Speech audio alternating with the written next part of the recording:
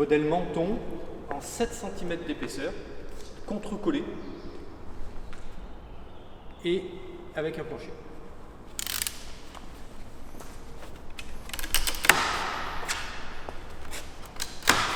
Donc, à réception du colis, idéalement c'est de ne pas déballer le colis trop tôt.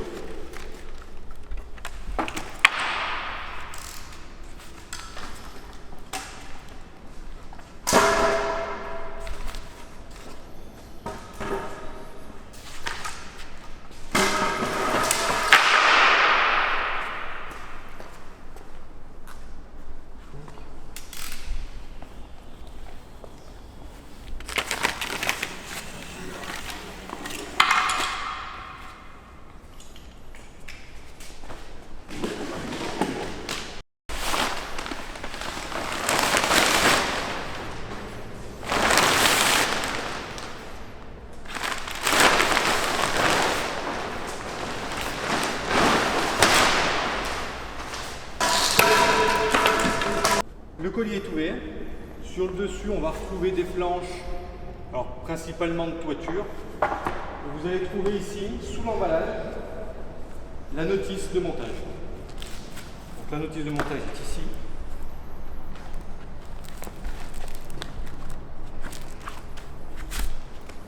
Donc, on peut voir l'aspect du produit avec une vue éclatée, les lambourdes sous le plancher, les lames de plancher, les murs, la toiture. Lorsqu'on tourne les pièces, on peut arriver à repérer quelques éléments facilement de par leur longueur et par leur forme. Donc on voit les murs, on voit les poutres de toiture. Toujours pareil, on voit le plancher. Nous avons un plan de masse avec les cotes en millimètres. La porte ici nous indique qu'elle est ouvrante vers l'extérieur. Nous avons un plan avec les lambourdes de plancher. Les lambourdes font 45 mm par 70 mm.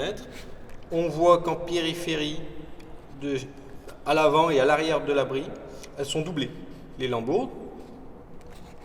Donc, ça peut avoir son importance. On a des petits détails techniques de chaque côté. Ensuite, on a chaque mur. Chaque mur est référencé ici par des chiffres qu'on va retrouver plus loin dans une nomenclature. Donc là, on a un côté de l'abri, on peut bien voir que c'est un côté puisqu'on a le débord de toit qui est ici. On va avoir le côté droit, maintenant le côté gauche. La façade avant avec l'emplacement pour la porte. On voit ici qu'on va venir mettre les planches de rive, un petit détail au niveau de la toiture. On peut voir également que cet abri, ici, il y a un trait dans l'extrémité des madriers de chaque côté avec écrit SJ1. SJ1, et ce trait qui est là, il symbolise la tige filetée qui est dans les angles. Cette tige filetée, elle a pour but de faire un tirant contre le vent. C'est-à-dire que si l'abri devait s'envoler, il faudrait que ça soulève tout l'abri, il serait bloqué par cette tige filetée, et la tige filetée est mise sur le premier madrier, et le premier madrier est fixé à la dalle. Donc l'abri ne peut pas s'envoler. On a le mur arrière, à noter le petit détail où on voit l'extrémité, un trait SJ1, SJ1. Donc sur un abri de jardin, systématiquement, il y a 4, soit lame anti-tempête en bois, soit tige filetée métallique. Les tiges filetées, on peut les mettre uniquement sur les modèles en 7 cm d'épaisseur, voire quelques modèles haut de gamme en 44 mm que nous pouvons proposer. Et ensuite, on a une nomenclature. Ici, il y a les numéros. On voit également l'aspect de la pièce, la quantité, les sections, les longueurs. Donc systématiquement, on vient chercher dans cette nomenclature les éléments. On a ici les vis, les tiges filetées qui vont dans les angles. Donc on peut éventuellement les séparer. Et si je dois revenir sur un mur, par exemple, le mur le plus complexe, c'est celui de la façade. Je vois ici que le démarrage, c'est une pièce 0012. Donc 0012, je viens ici, le 012, c'est une pièce qui fait 68 mm par 70 mm. Elle a cet aspect-là. Et il y en a deux. Ensuite, la 013 par-dessus, il y en a plusieurs. Je regarde 013, j'ai l'aspect de la pièce. Il y en a 28, longueur 39 cm et demi. Donc, en visualisant ça, en regardant ça, je vais pouvoir commencer maintenant à trier toutes les pièces. Je vais les trier par aspect, donc je sais qu'en façade, si je trouve dans mon colis des petites pièces comme ça va pour la face avant. Si je trouve des pièces plus grande, ça peut être le mur arrière. Attention, il y a une petite subtilité. Lorsqu'on a un abri de jardin avec des tiges filetées dans les angles, c'est que c'est un abri de jardin haut de gamme, mais il faut faire attention au montage, notamment si c'est un abri de jardin qui est carré, car vous avez les tiges filetées uniquement sur 2 côtés et pas sur les 4 côtés. De ce fait-là, vous pouvez avoir un madrier qui est ici, qui mesure 2,40 m, qui a des trous aux extrémités, alors que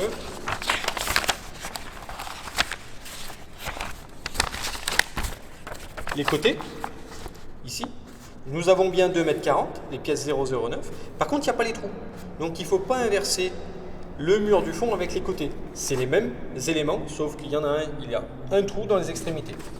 D'ailleurs, on peut venir le voir ici, la différence entre la pièce 009 et la pièce 007, c'est exactement les mêmes dimensions. Il y en a ici 007, il y en a 14, 009, il y en a 26. C'est les mêmes dimensions. La seule différence, c'est que dans l'extrémité du madrier, on peut le voir ici, il y a un petit trait, et là, il n'y est pas. Lorsqu'on déballe le colis, on enlève quelques éléments de bois, on peut trouver des bois en travers. Tout simplement, ces bois-là, c'est des bois de calage. C'est uniquement pour rattraper des épaisseurs, pour éviter que le bois travaille, et ça maintient de la rigidité à la palette. Donc ceux-ci qui sont en travers vraiment de la palette, qui font pile la taille de la palette, c'est des bois à mettre de côté, c'est des bois d'emballage. Pas d'utilité particulière. Ils peuvent vous servir, c'est intéressant lorsque vous installez ça, comme ici, nous le sol est gras, mais ça pourrait être une pelouse. On met des bois en travers pour éviter que le bois ne touche le sol et devienne vert.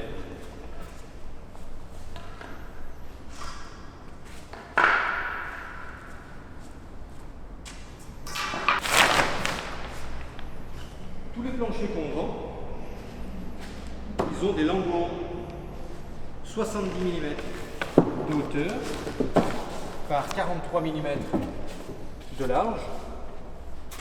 Ils sont traités, tout simplement. C'est raboté, chanfreiné, 4 faces. C'est une lambourde qui est très propre. Nos lambourdes de plancher sont traitées d'une seule longueur. Elles mesurent 70 mm de hauteur, 43 mm de large. Lorsqu'elles sont vendues avec un abri de jardin, la plupart du temps, les lambourdes sont isolées dans le colis avec une bâche, de manière à éviter que le bois qui est en contact avec ces lambourdes ne déteigne. Pour commencer, il faut installer les lambourdes de plancher. Je viens de les sortir du colis, je regarde le plan, je vois que à l'avant et à l'arrière, les lambourdes sont doublées sur ce modèle-là. Donc je vais commencer déjà à les prépositionner, mettre les côtés et je vais finir de déballer l'abri. Attention aux longueurs, les deux côtés sont plus longs, on voit que ce n'est pas les mêmes références, sont plus longs que ceux qui sont à l'intérieur. Si on a un doute, je vois que c'est écrit FBI1, je vais dans la nomenclature, je regarde FBI1, elle mesure 2,19 m, alors que les FBI2 mesurent 2,10 m. Donc si j'ai un doute, je mesure celle-ci, je les prépositionne,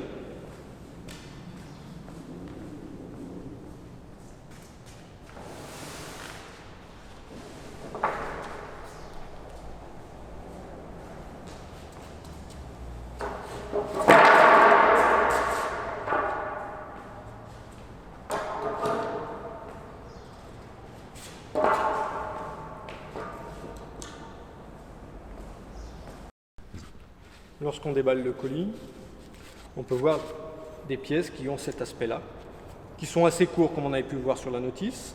Donc c'est les côtés de porte.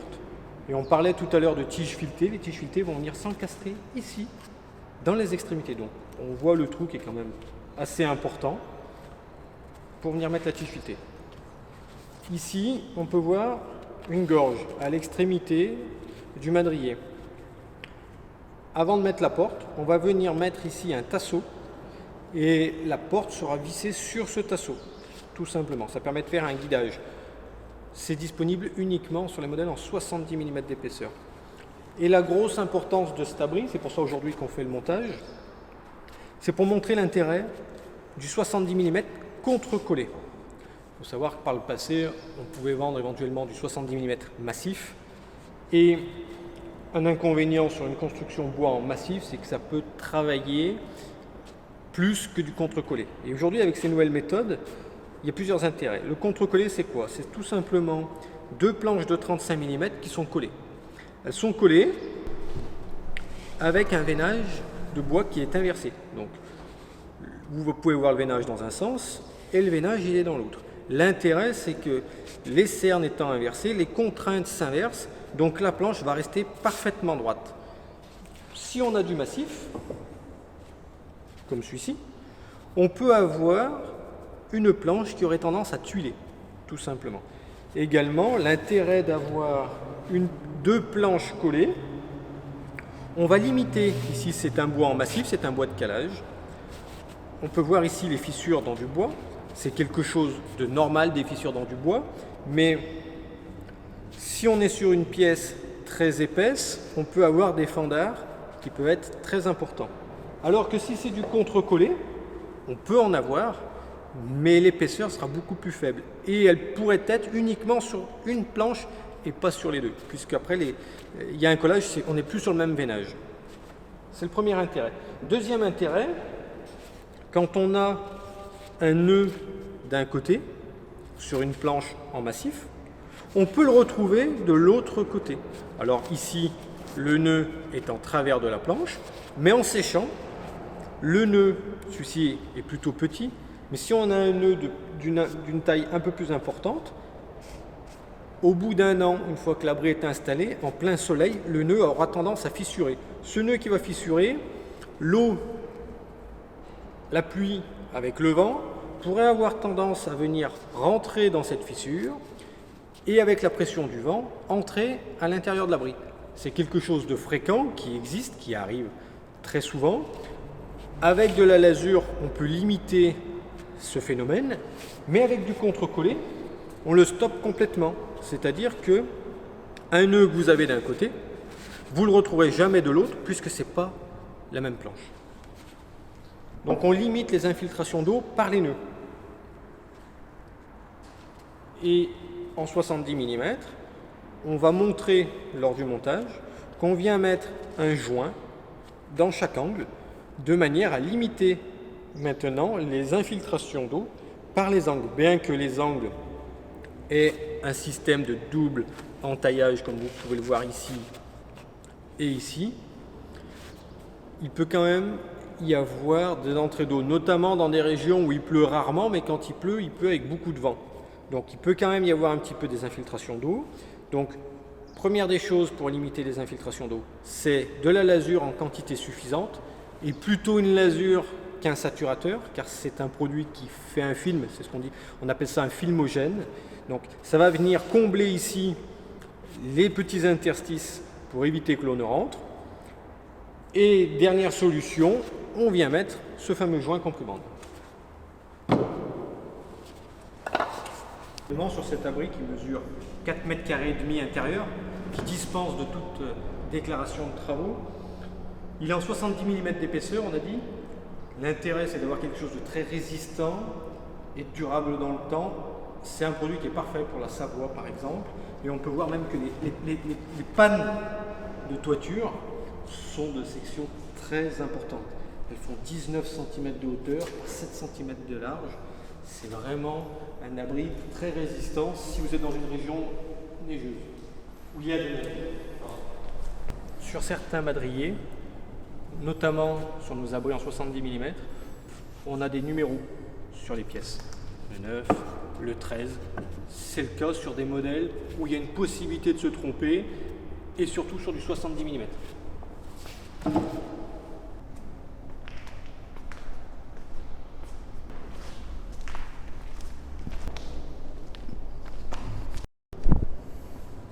Lorsqu'on déballe toute la palette, il nous reste un madrier.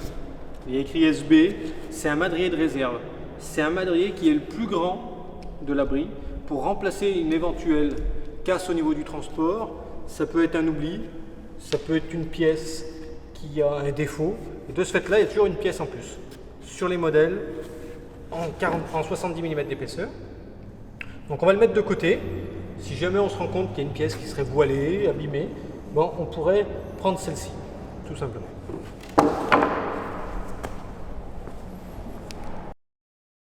Je vais trier maintenant les vis. C'est la grande question souvent, les clients, au niveau de la répartition des vis. Donc, si je trie, j'ai des grandes vis. J'en ai 4, 5, 6, 10, 19, 20. J'ai 20 grandes vis qui mesurent 16 cm. Et ces vis qui mesurent 16 cm, je les ai ici, 160, quantité 20. Donc, ok. Je vois que c'est pour visser le RB1, le W1 et W2. Si j'ai un doute, je viens regarder ici. Donc, W11, c'est ça. W21, c'est ça. Et RB1, c'est ça. Donc, RB1, c'est la poutre de toit. Donc là, j'ai des vis de 160. Ici, j'ai des vis de 160. Et ici, j'ai des vis de 160.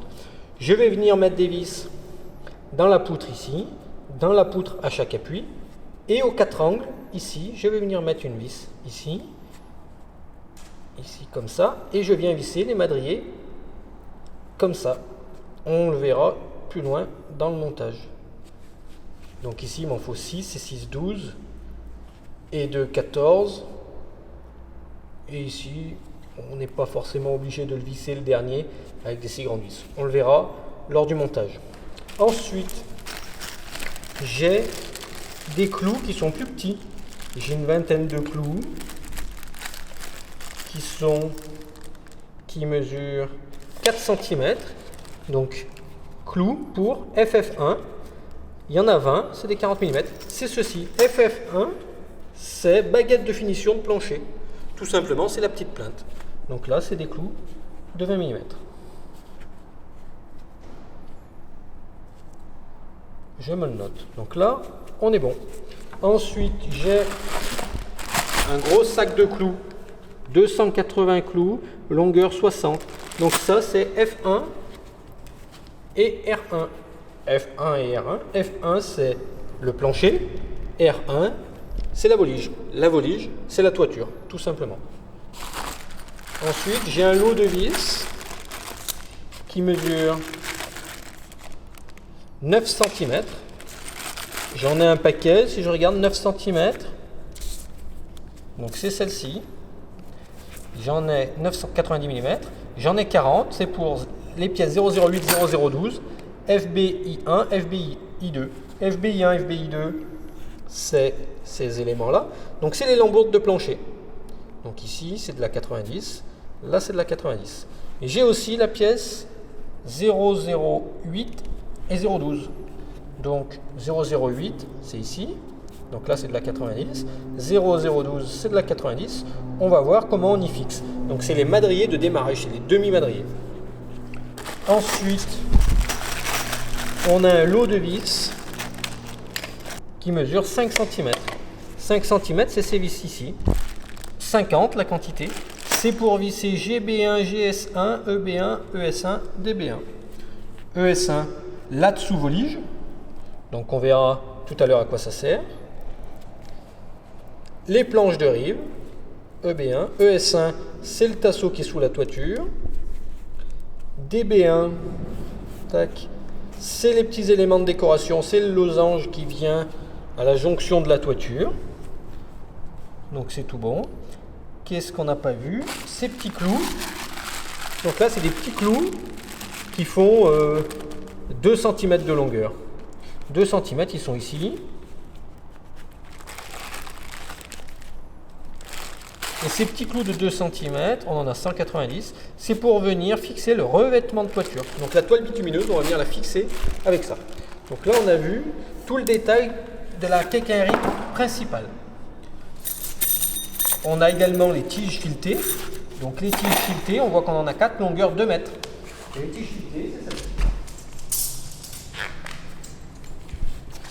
La tige filetée, on a un écrou, une rondelle, ça ira en partie basse. Et on a une griffe, ça ira en partie haute. On va pouvoir attaquer maintenant le montage du plancher. Donc plancher, on a dit que c'était ces vis-là. Cet abri dispose d'un plancher de série, donc on va l'installer. Quand on a un plancher, ici on a la chance, on a des lambourdes qui sont relativement courtes, 2,30 m. Si on avait des lambourdes qui feraient par exemple 5 mètres de long, on pourrait avoir sur une lambourde comme celle-ci, on pourrait avoir une lambourde qui serait un peu vrillée. Ce qu'on fait, c'est qu'on prend 2 lambourdes qui peuvent être vrillées mais de manière inversée. Et comme on sait qu'aux extrémités, on doit doubler cette lambourde, eh ben, on les met côte à côte et on les vissera entre elles de manière à ramener la lambourde si jamais elle était voilée. Ça peut permettre de solutionner le problème. Il vaut mieux mettre une lambourde voilée sur l'extrémité plutôt qu'au centre. Tout simplement, on commence par le cadre extérieur, on les met à ras, comme c'est sur le plan. Donc je vois sur le plan que c'est cette lambourde qui vient à l'avant et non pas comme ça, elle vient comme ça. Donc tout simplement, je visse. Il n'y a pas besoin de prépercer dans du bois de cette épaisseur-là.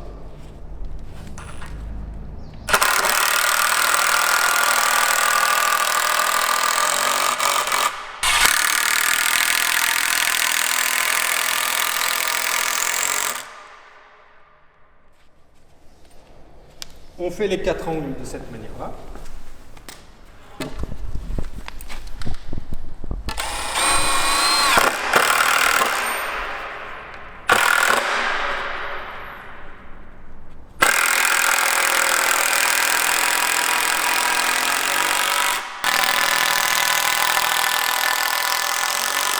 Lorsque je regarde le plan, je vois que l'espacement entre chaque lambourde ici, c'est 47 cm. Donc on répartit ces 47 cm. Donc ici 47.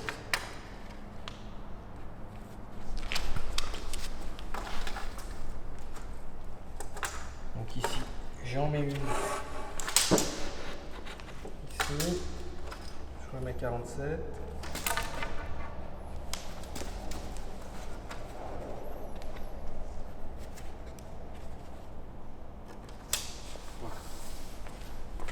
De la même manière de l'autre côté.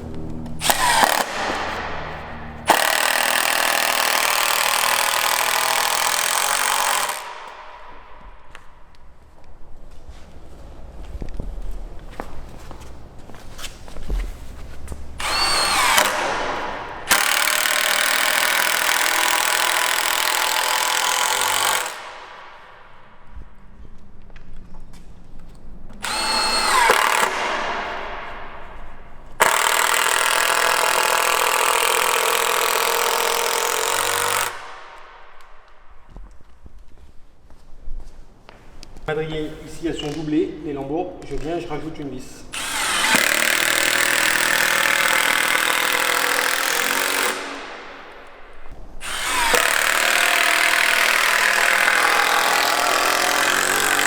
La structure du plancher est terminée. Il faut maintenant qu'on la visse au sol. et qu'on la mette d'équerre et de niveau. Alors ici on a une dalle qui en théorie, si chez vous vous avez une dalle, elle doit être parfaitement de niveau. Donc je vais fixer sur deux côtés. Une fois que j'ai fixé une longueur, l'autre côté je vais mesurer pour le mettre d'équerre.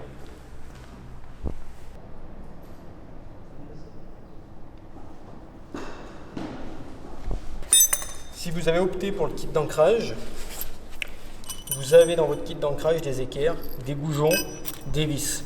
Alors ici, moi j'en ai que 4, c'est pour la vidéo car le modèle est voué à être démonté. Vous, dans le kit d'ancrage, il y en a 12. Donc pour le fixer, très simple, on vient mettre son équerre. Alors on a d'autres vis qui ont des têtes plus larges. On vient mettre une vis ici.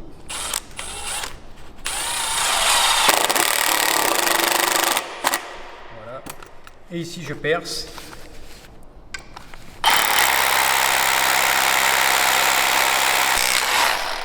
Une fois qu'on a percé, on a ici la tête, le goujon.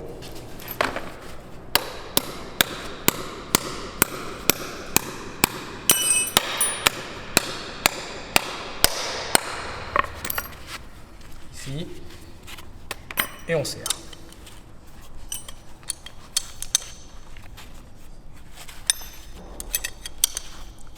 Jusqu'à...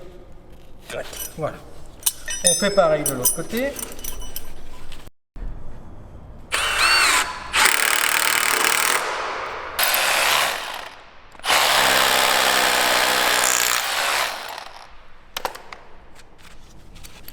Ici, de la même manière.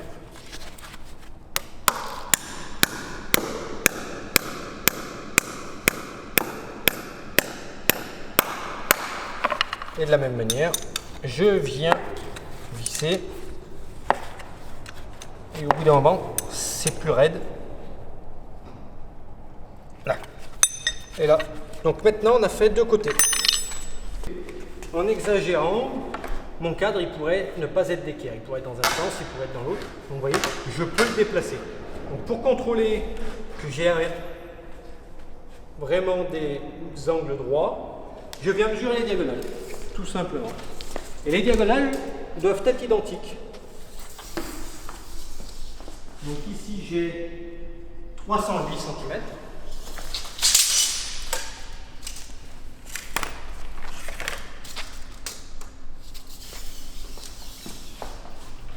Ici, j'ai 312 cm.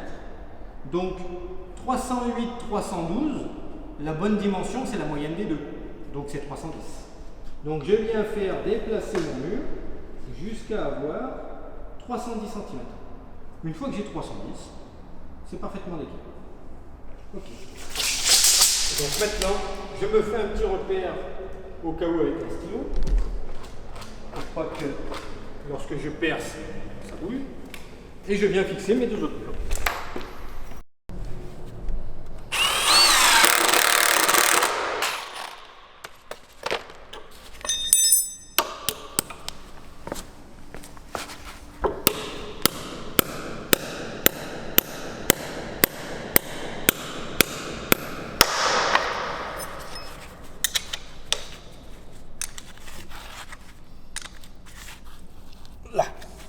Là, il est vissé.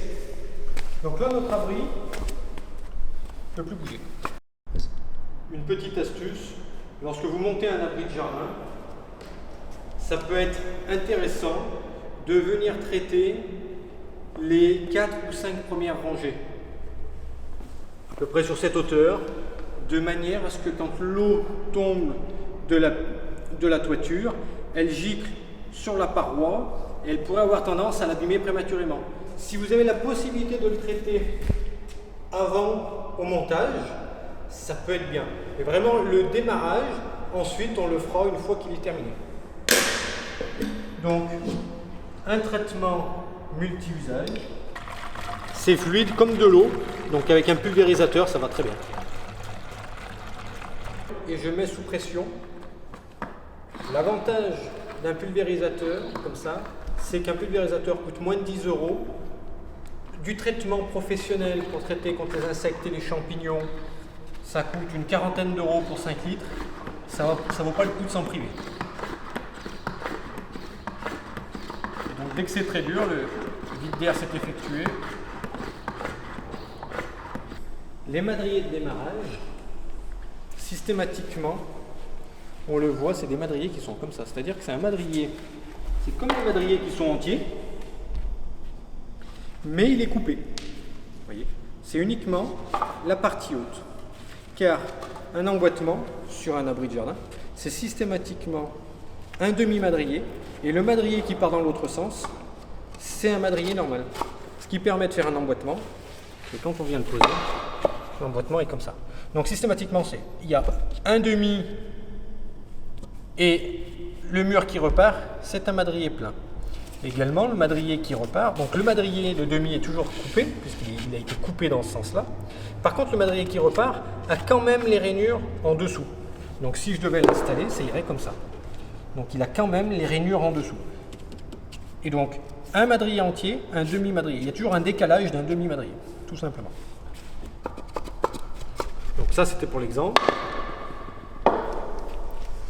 Donc je viens positionner mon madrier ici. Et avant de le positionner, je sais qu'il vient ici. Je le badigeonne, notamment les accès où j'aurais pu après. Donc tout bêtement. Voilà, tout bêtement. J'ai pas peur que ça coule. Et je l'installe. Je fais pareil pour ce côté-là.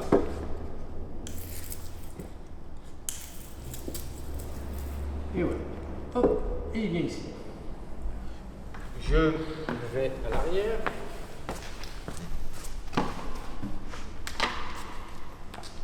Je fais la même chose avec le madrier à l'arrière, c'est un demi-madrier. Toutes les parties où j'aurais plus accès, je les traite.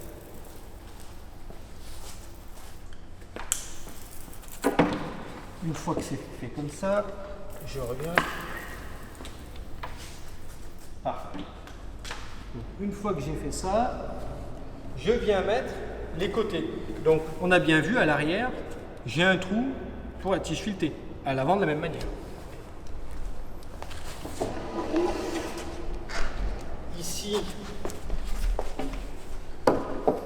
je viens mettre le côté.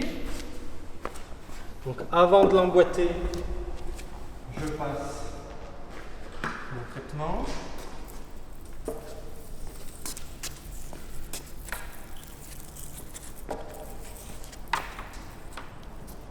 Ok. Et petite particularité, on est sur du 70 mm. Je viens mettre un joint dans les angles.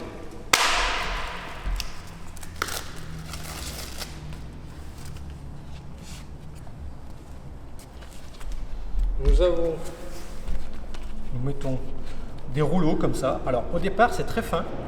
Alors on a plusieurs dimensions. Celui-ci c'est pour la vidéo, mais ceux qu'on fournit sont plus épais. On a un joint ici autocollant et qui vient et qui gonfle et qui fait 1 cm d'épaisseur une fois que l'abri, une fois que le joint a pris son expansion. Donc tout simplement, je le positionne ici. Alors c'est autocollant. Comme on est venu mettre du traitement, ça colle un peu moins. Donc je viens le mettre dans ce sens-là. Donc dans les angles, je viens mettre un joint compris bande en croix sur une longueur d'à peu près 50 cm, de manière, si vous voulez, à éviter que l'humidité qui pourrait rentrer là, et l'air notamment, viennent rentrer à l'intérieur. Parce que le point sensible, c'est ce point-là, c'est l'angle, tout simplement. Donc on fait ça tout le tour. Donc de la même manière, je viens faire mon angle ici. Donc c'est autocollant.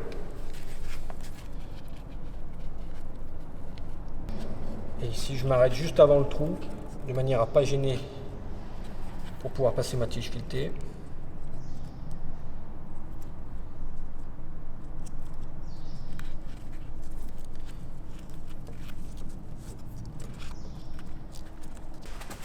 Je viens remettre mon madrier.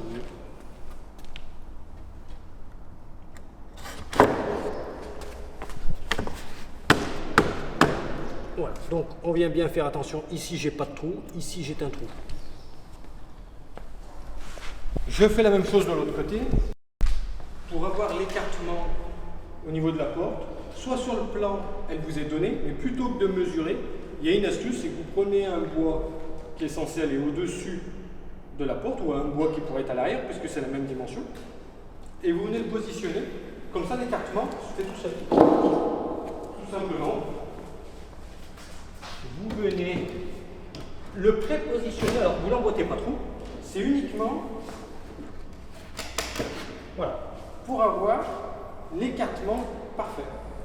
Donc, une fois qu'on a fait le tour de l'abri, on vient regarder quelle est la distance entre la lambourde et le bois de chaque côté.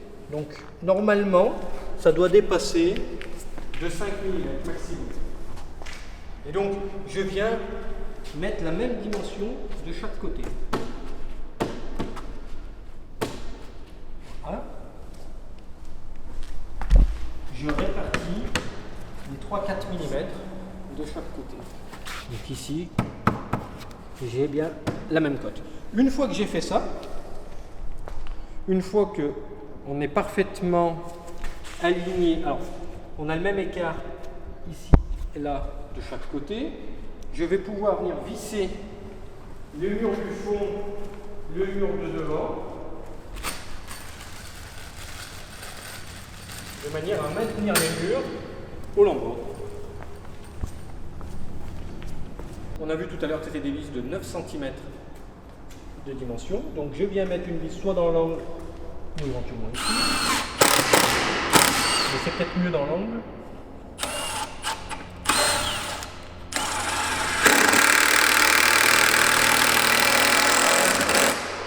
Voilà. J'en mets une aux 4 angles.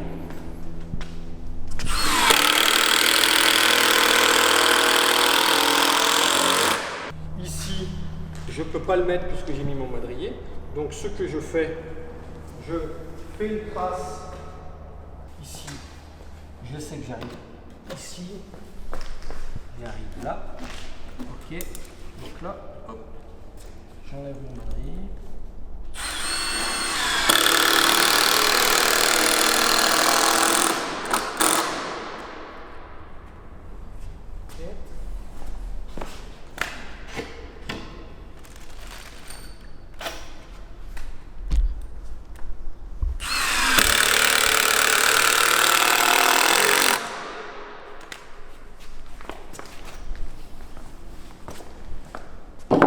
Maintenant, je continue le montage. Donc pour continuer le montage, comme j'ai mis mon madrier, je viens refaire des croix par-dessus. Alors, avec les gants, c'est presque plus simple. Ici, je refais une croix. On coupe des morceaux.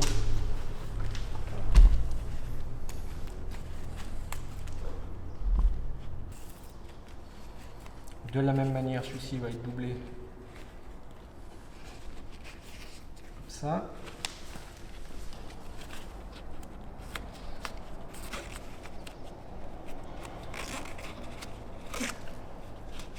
Voilà.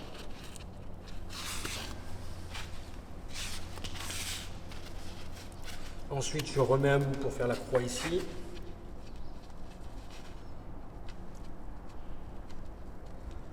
Et je fais ça dans tous les angles.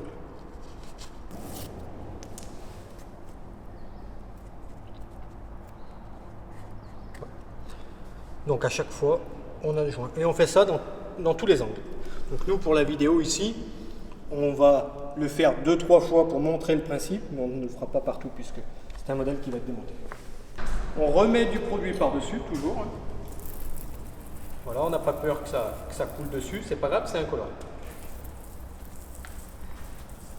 On le fait partout.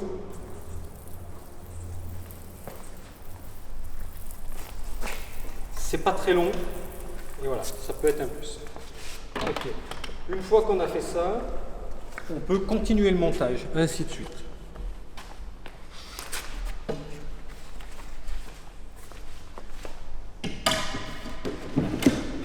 Alors, ici on a la chance de monter un modèle en 70 mm, contre-collé surtout.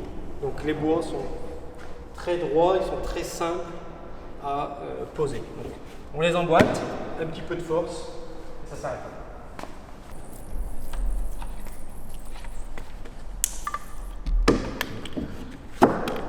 Je traite, j'installe.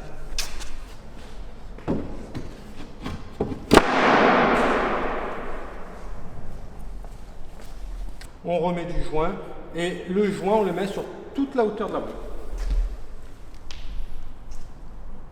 Donc pendant ces étapes, on n'a besoin de mettre aucune vis tant qu'on n'est pas en haut. Pour l'instant, on n'a rien besoin de mettre.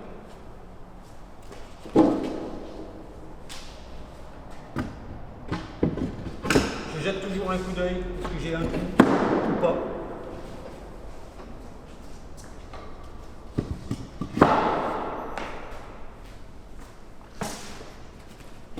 Le but de cette vidéo, c'est de montrer l'intérêt des tiges filetées et son installation. La tige filetée se met lorsque vous avez mis les derniers madriers en partie haute et on vient la faire glisser à travers le mur. Ensuite, en partie basse, on vient mettre la rondelle et puis on a un écrou. Tout simplement. Alors ici, l'avantage, c'est qu'on est sur un abri qui possède un plancher. Lorsqu'il y a un plancher, il y a une lambourde. Et donc on a 7 cm de hauteur. Donc ici, notre tige filetée, on a accès pour venir mettre le boulon. Et en hiver, la tige filetée va être plutôt positionnée comme ceci. Par contre, en été, le bois, il sèche, il fait très sec. Et la tige filetée va descendre, à peu près comme ceci. Si votre dalle est plus grande que l'abri et que vous n'avez pas de plancher, vous n'aurez pas accès ici pour venir faire mettre l'écrou. Donc l'astuce qui est relativement simple, c'est de venir faire une découpe ici. Donc dans le madrier de démarrage, vous venez faire une coupe ici. De ce fait là, vous allez enlever les 7 cm de hauteur et vous aurez accès pour venir mettre votre tige filetée. Et vous ne coupez pas forcément à ras ici. Vous voyez, la tige filetée est là. Vous pouvez couper à peu près à 3 cm de l'extrémité ici. Donc vous venez couper comme ceci. Par contre, la tige filetée, elle est prévue pour être montée avec le madrier en place. Si vous découpez 7 cm de madrier, la tige filetée va être un petit peu trop longue. Donc il faudrait découper cette tige filetée de 7 cm. Tout simplement. Et ensuite, vous aurez accès ici, sous le madrier.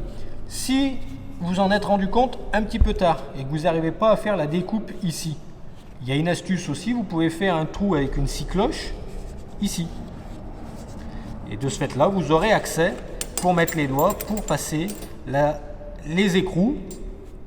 Par contre, bien penser à découper cette tige filetée. Il ne faut pas que la tige filetée ne soit embutée sur du béton. Si elle est embutée sur la dalle en béton, ça veut dire qu'elle ne va plus pouvoir descendre et elle va relever la toiture. Donc c'est hyper important.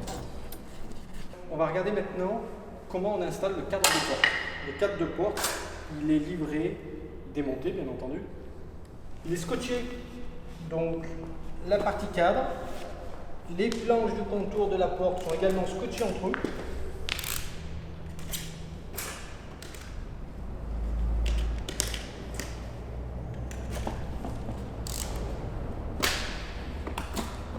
Donc, on dispose le cadre au sol.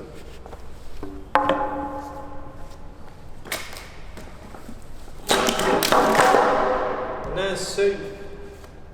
Alors c'est un bois recouvert d'une feuille métallique, mais on voit que le seuil est quand même d'une belle section assez importante. Donc ça, je viens le positionner en partie basse. Ici j'ai mis ma traverse haute. On voit la traverse haute ici.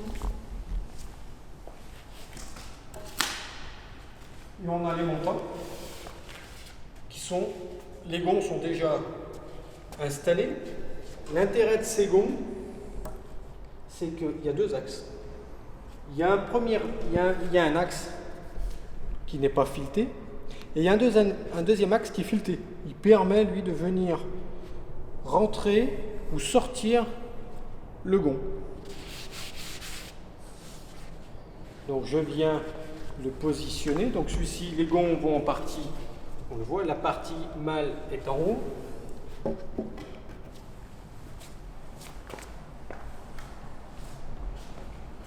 Le joint, il est de ce côté. Les montants, on le voit, ils sont pré-percés. Donc je le positionne comme ça. Et si on regarde, le seuil vient parfaitement s'emboîter en partie basse. Tout bêtement. On ne peut pas se tromper.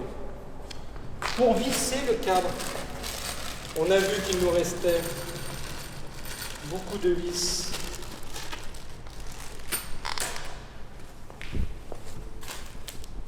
Pour visser les éléments entre eux. On voit que c'est pré-percé, il y a 2 trous systématiquement, et on avait beaucoup de vis de 90. Donc c'est des vis de 9 cm d'épais qu'on va venir visser. Donc c'est déjà pré-percé.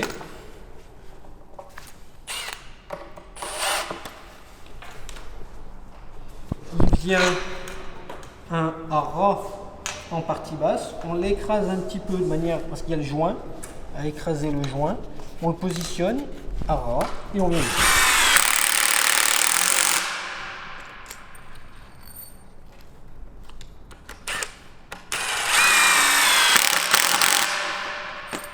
Tout simplement.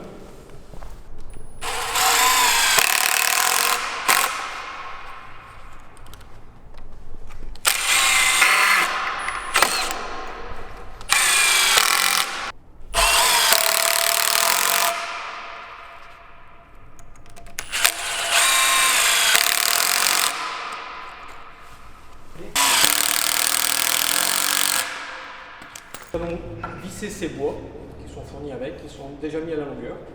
Et on va venir les visser au centre du dormant, du cadre, parfaitement au centre. On peut mettre 3 ou 4 vis sur la longueur.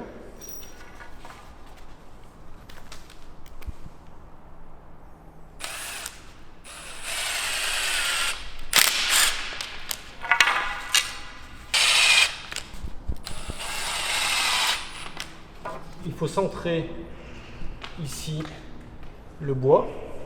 Et une fois qu'il est centré, il faut venir le visser.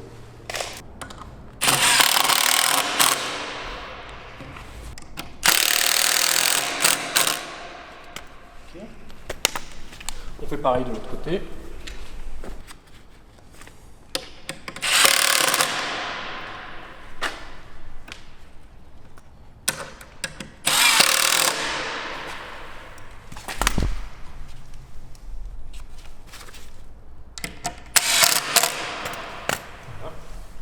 Une fois que le cadre est monté, on va venir le positionner dans le mur.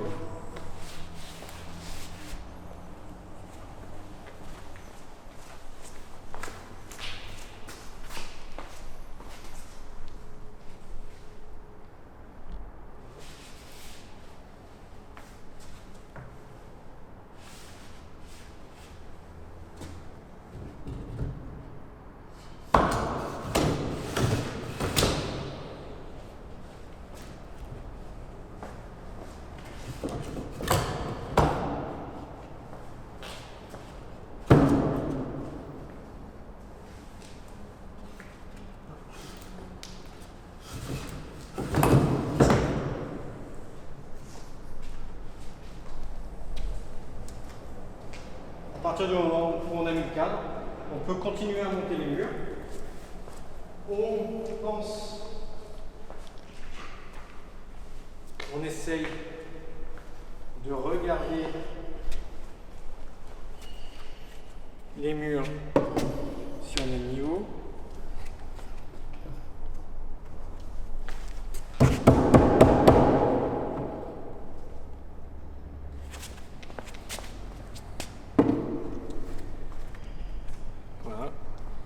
On fera un contrôle complet une fois qu'on aura mis tous les murs.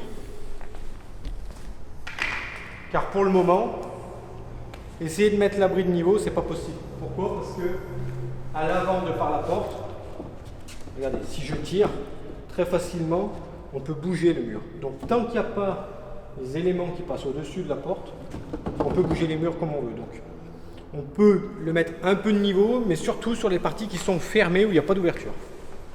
lorsqu'on a un madrier qui bataille à vouloir s'enfoncer. Si on regarde là, il a tendance à partir légèrement le bas vers l'intérieur. Donc ce que je vais faire ici, je vais venir le pincer avec un serre-joint pour le faire dévier. Je mets 2 planchettes pour ne pas l'abîmer. Donc si je veux le faire venir de là, donc il faut que je mette mon bras de force ici. Je le pince.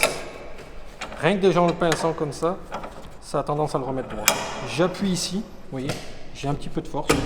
Et ensuite, avec une massette, je viens taper. Et il est descendu, tout simplement. Lorsqu'on monte les murs, il faut compter le nombre de pièces qu'on a mis par rapport au plan. C'est-à-dire que là, d'après mon plan, les pièces 009, qui sont toutes identiques, j'en ai 1, 2, 3, 4, 5, 6, 7, 8, 9, 10, 11, 12, 13. Là, il m'en faut 1, 2, 3, 4, 5, 6, 7, 8, 9, 10, 11, 12, 13. Donc, maintenant, je viens mettre un madrier qui est un peu différent et qui a un débord de toiture. Donc, il faut bien penser à regarder les plans pour voir le nombre de pièces similaires. Pensez bien également, j'en ai pas parlé au début de la vidéo, la partie mâle des madriers est toujours vers le haut, systématiquement. Pour éviter que si jamais il y avait de l'eau qui voulait passer là, eh ben, elle est arrêtée par la partie mâle. Si c'était la partie femelle, l'eau viendrait remplir la partie femelle et elle pourrait avoir tendance à abîmer le bois. On arrive donc maintenant au-dessus des portes. Et au-dessus des portes, c'est un pignon, c'est les pièces triangulaires. Ces pièces triangulaires, c'est ce qu'on a ici. Et il faut qu'on les trie, parce qu'il y a chaque pignon a un numéro spécifique. Souvent, le pignon, il y a le pignon 1 et le pignon 2. Donc, si on regarde sur la tranche, ici j'ai 1 et j'ai 2. Donc, je les sépare, je les trie. Ça, c'est le 2. Et là, c'est le 1. Et de la même manière, ici, c'est le 1. Et là, c'est le 2. Donc, ici, c'est la pièce 1, 2, 3. 1, 2, 3. Ok, 1, 2. Voilà. Donc, comme vous avez vu, là, rien qu'en bougeant, j'ai cassé ces pièces en me déplaçant. Mais ça n'a pas d'importance. C'est que c'est coupé, donc il y a très peu de bois, hein, ça tenait par 5 mm. Donc, ça n'a pas un intérêt. Simplement, nous, dans tous les cas, on est obligé de rajouter une vis ici. Donc, c'est simplement pour que ça fasse une finition propre. Donc, on viendra le repositionner comme ça. Mais ça n'a pas un intérêt particulier. Donc, sur le pignon de cet abri, on se rend compte qu'il y en a un qui a une encoche en dessous que l'autre n'a pas. Celui qui a cette encoche, c'est celui qui vient en partie avant du chalet, tout simplement. Donc je vais le positionner à l'avant et donc celui-ci c'est à l'arrière. Donc je vais commencer par l'arrière.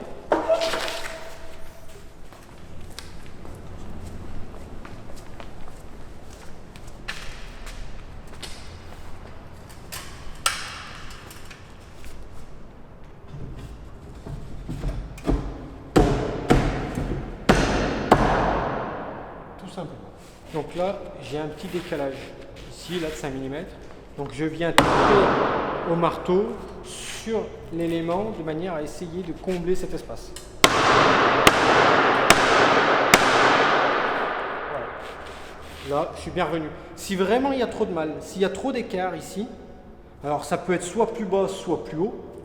Soit il faut venir mettre un coup de rabot ici, soit il faut venir mettre un petit coup de rabot ici.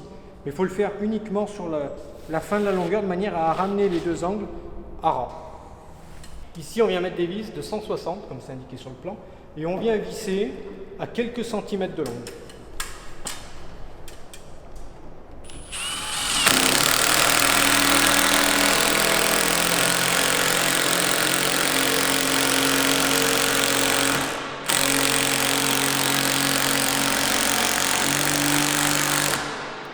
Donc là, il manquait tout à l'heure cette petite pièce qui avait cassé.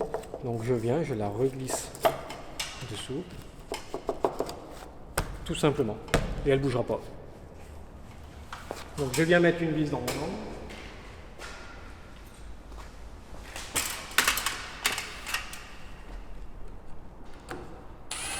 On vient ajouter l'élément du dessus. positionne, on regarde que de chaque côté, les coupes tombent à ras, impeccable. Et je viens rajouter une vis ici et là.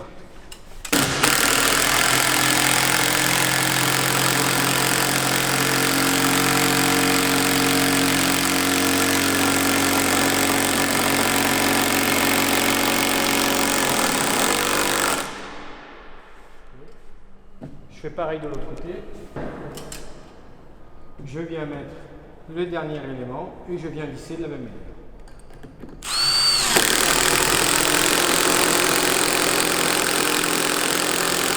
Donc là on a fini le mur arrière, on va faire pareil à l'avant. Avant, la même chose, alors les deux extrémités. Je le positionne comme ça et je viens mettre une vis aux deux extrémités. Étant donné que la petite pièce qui est censée aller ici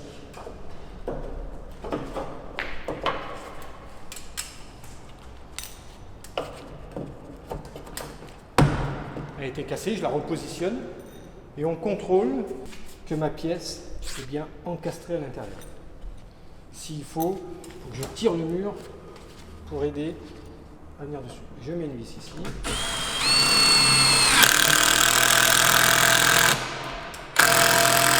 Donc là, on voit qu'il y a un écart ici. Donc il va falloir que je tire un peu l'abri pour combler cet écart. Donc je prépositionne ma vis. Et là, je tire sur le mur.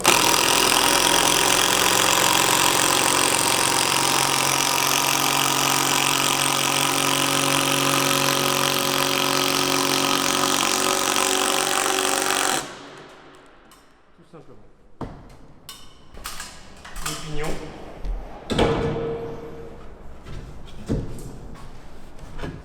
Ensuite, donc, je viens le positionner, je mets ma vis de la même manière ici. Et pareil, je viens visser ici. Au-dessus du cadre de porte, on se rend compte ici, là, qu'il y a un espace. Il y a entre 3 et 4 cm de hauteur. C'est normal là. Cet espace, il ne va pas falloir chercher à le combler. Entre l'hiver et l'été, le mur il monte et il descend. Donc en plein été, le bas de cette planche là va venir contre le cadre ici. Mais on va venir ensuite installer une planche. Donc il ne faut pas essayer de mettre quelque chose de rigide à cet endroit là.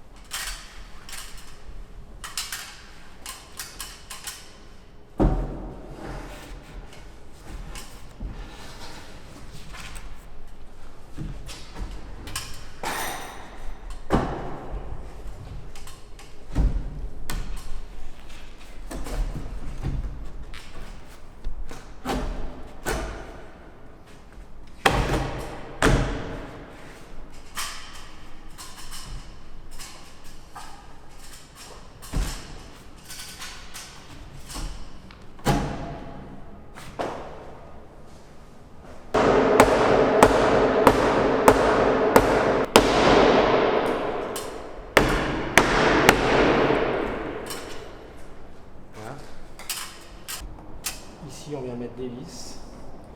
Alors, je vais mettre biais pour aller chercher la poutre. Alors, une fois qu'on a mis la poutre de toiture, qu'on a mis mettre le cadre de porte, on va venir contrôler les niveaux de la voie. Le plus important, c'est le niveau de la façade où il y a la porte, parce que c'est là où il peut y avoir vraiment tendance à partir d'un côté ou de l'autre. Donc, je viens mettre un niveau ici. Et je me rends compte que l'abri il aurait tendance à aller de là-bas. Et si on regarde bien, l'abri, je peux le bouger comme ça. Alors, plus il est épais, plus c'est rigide, mais je peux quand même le bouger. Alors, avant de mettre la toiture, puisqu'une fois que j'aurai mis la volige de toit, c'est ce qui va faire le contreventement, donc il ne pourra plus bouger. Donc je vais venir mettre un appui en biais de manière à ce que les murs soient parfaitement en position. On va regarder. Afin de maintenir l'abri à l'heure actuelle, il a besoin d'aller de là-bas. Donc ce que je vais faire, je vais venir mettre un bois en travers, de manière à ce que ça me maintienne l'abri de l'autre côté. Tout bêtement, j'ai démonté la palette, et c'était une planche de palette. Donc je viens mettre ici un bois, et je descends ici. Je vais visser mon bois. Ici, il ne faut pas qu'il me gêne pour mettre ma valise. Donc je viens mettre une vis provisoire.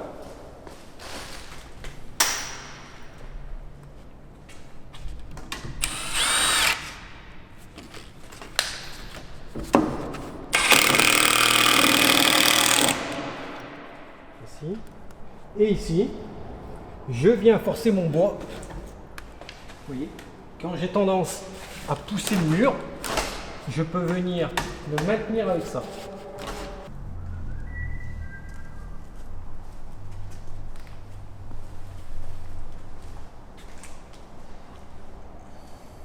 Donc là, j'ai contrôlé par rapport au mur, donc j'ai mis cette planche ici, mais également il y a le cadre de porte qui doit être parfaitement d'équerre. Pour être parfaitement d'équerre, pour le contrôler, il faut que je mesure les diagonales. Donc là, 2,32,5. Je contrôle ma diagonale dans l'autre sens. Donc là, j'ai 15 mm. Donc il faudrait qu'il parte de là. C'est ce qu'on a vu, j'ai mis ça exprès pour avoir tendance à le faire partir de ce côté. Tout simplement.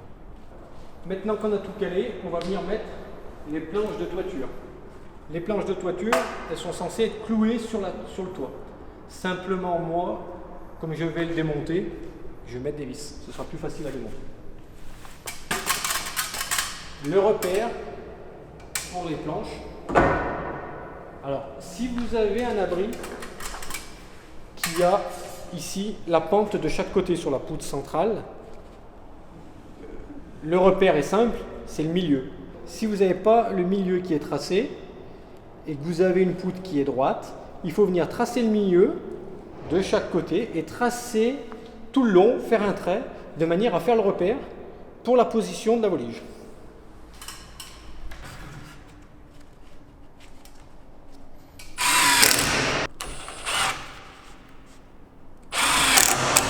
Donc, je me mets bien à ras ici, bien à ras en haut. J'ai mis une seule vis. En théorie, pour bien faire, il faudrait mettre 2 clous ici, à chaque fois. 2 clous par planche, à chaque appui. Et on continue comme ça, on fait toute la toiture. Donc, une fois qu'on a mis la toiture sur l'avancée, quand on arrive au mur, il ne faut pas qu'on oublie de mettre les tiges filetées. Les tiges filetées, donc c'est la griffe, elle est en partie haute. Cette petite griffe, on vient la visser à fleur, où on peut, voilà, et on vient l'incorporer dans le trou. Tout simplement. Et on tape ici pour pas que ça dépasse.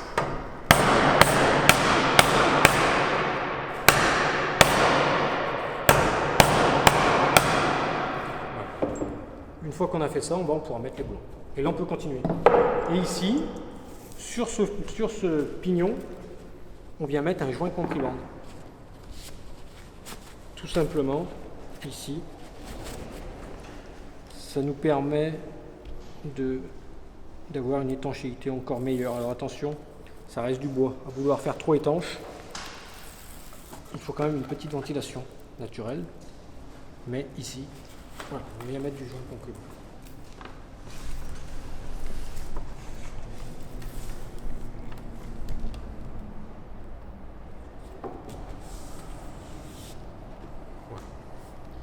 Une fois qu'on a fait ça, on peut continuer. Du coup, on a mis la tige filetée dans les murs. On vient mettre la rondelle et l'écrou. Donc la tige filetée dépasse en partie basse.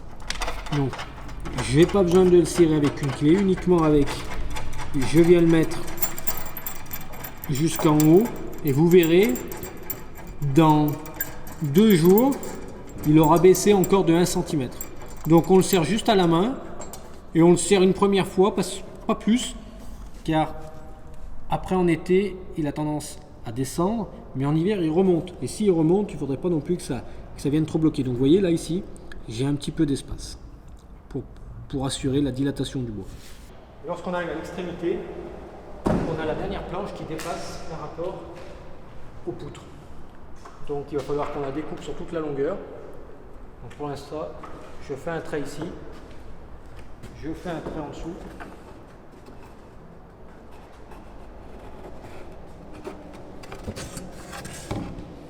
Je la trace et je la coupe au sol. Il va falloir qu'on coupe ça. Donc maintenant qu'on l'a coupé, on peut la repositionner.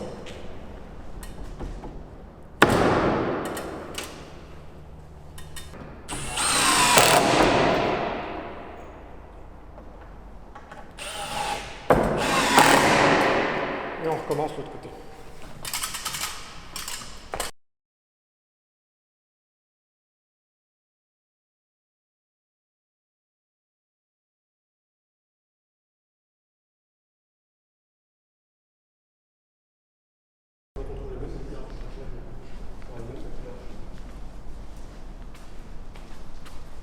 Maintenant qu'on a mis toute la toiture, on va pouvoir enlever notre bras de force ici.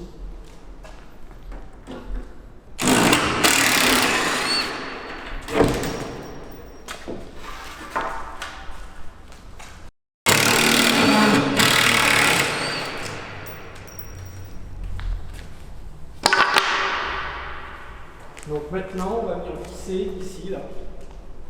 Comme on peut voir, ici, c'est jamais parfaitement aligné. Il y a toujours des petits décalages. On va venir ici mettre, on a un tasseau de renfort et on a une planche de rive.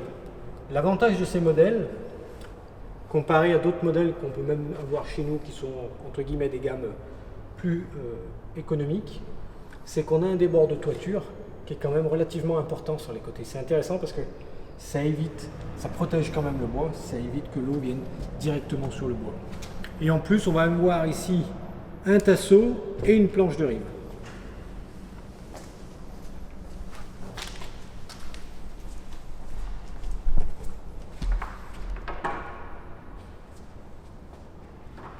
Donc ce que je propose de faire, on a d'abord le tasseau et la planche de rive. Donc moi, au lieu d'installer le tasseau sur la toiture, je les jumelle, je les visse ensemble et ensuite je viendrai les mettre sur la toiture. Je viens visser mon tasseau sur ma planche de rive et pour avoir un repère de hauteur, je viens ici, par exemple, ça c'est une planche de calage dans l'abri qui fait la même épaisseur que la toiture. Je viens mettre ma planche ici et ici, tout simplement. Donc là, je vais mettre une vis.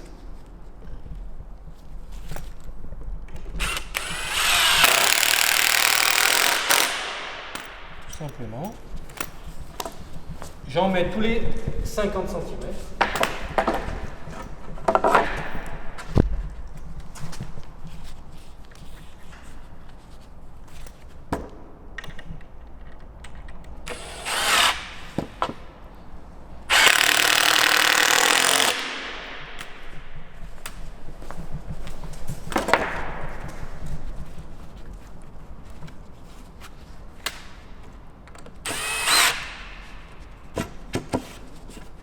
Si on n'a pas de gabarit, il faut laisser 2 cm.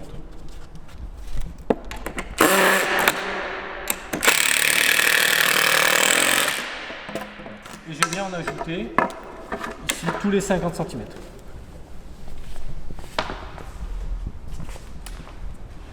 Une fois que c'est monté, ça se positionne tout simplement comme ça et c'est vissé par-dessus. Et on vient le mettre à ras ici de la toiture. Je mets une vis provisoire.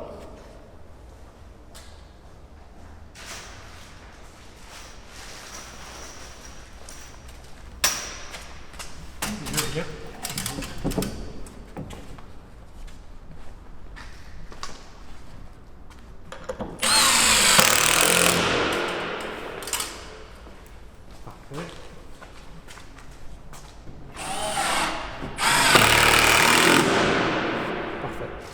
Et là, on vient mettre des vis, pareil, tous les 50 cm. On va maintenant fixer les planches de rive à l'avant. Donc elles font 12 cm, 2 cm d'épais. Et on utilise toujours les mêmes vis, les vis qui font 4 cm.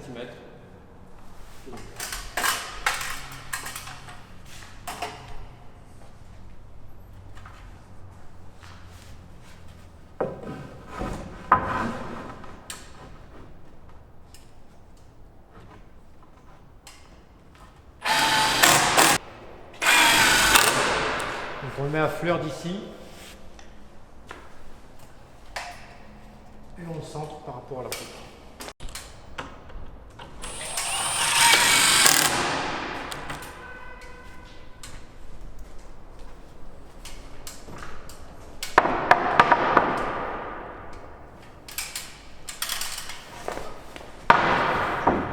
Ici à ras.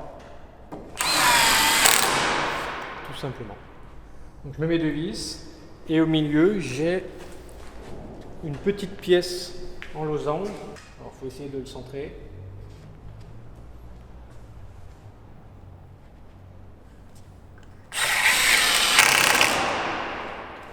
Voilà.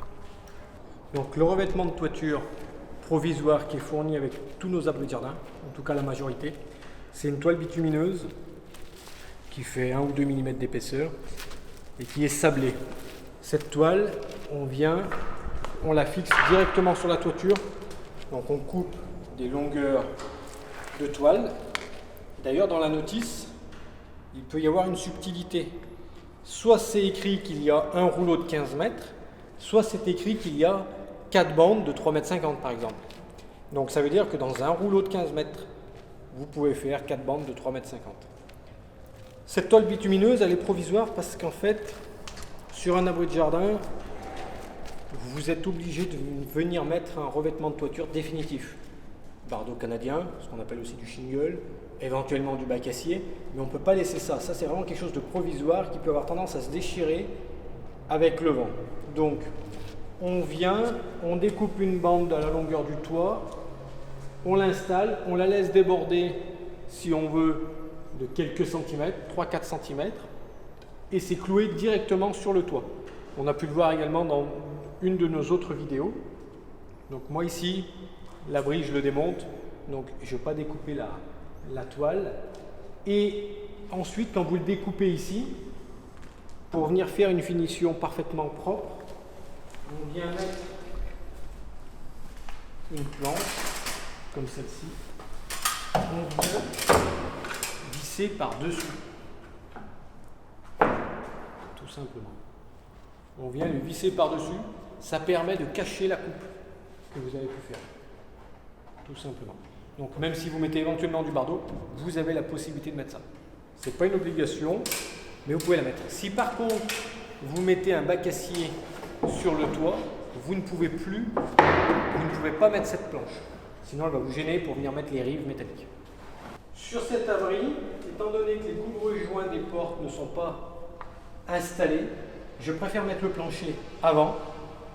Ça m'évite de faire des découpes. Donc, comme vous pouvez le voir, nos lames de plancher sont en une seule longueur. Vous pouvez avoir une subtilité. Plancher, il y a donc l'aspect de la lame de plancher et vous avez deux sections, 18 par 114 ou 18 par 88. Ce qui veut dire que soit on a, c'est écrit 19 plus 1, donc soit on a 20 lames en 114 mm de large, soit on en a 26 en 88 mm de large. Pourquoi c'est écrit plus une? Tout simplement parce qu'il y en a une en plus qui est dans le colis. Sachant également qu'il y en a une qu'on va découper pour la dernière planche.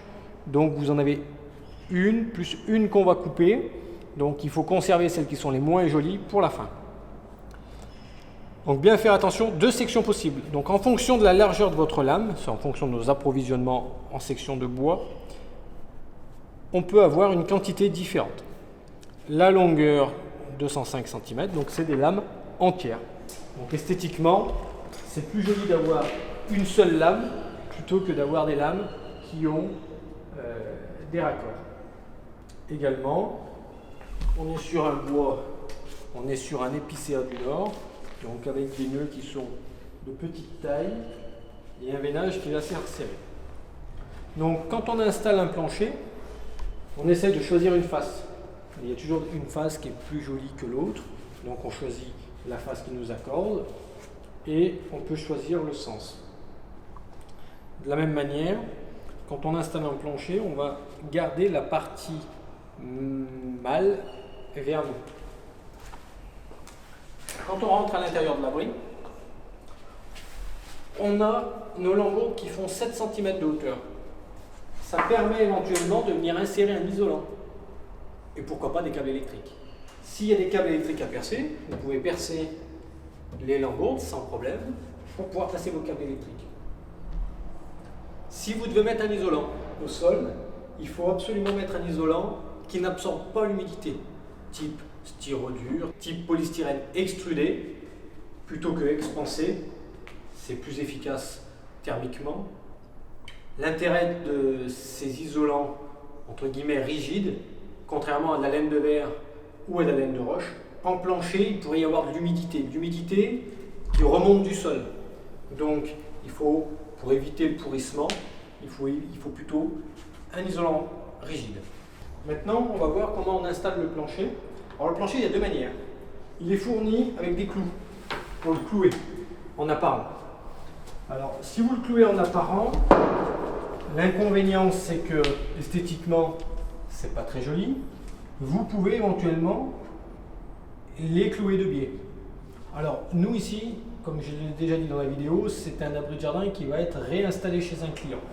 De ce fait-là, on va éviter de mettre des clous parce que sinon, pour démonter, c'est compliqué. Donc, je vais plutôt mettre des vis. On a des questions régulièrement de savoir s'il faut traiter les lames de plancher.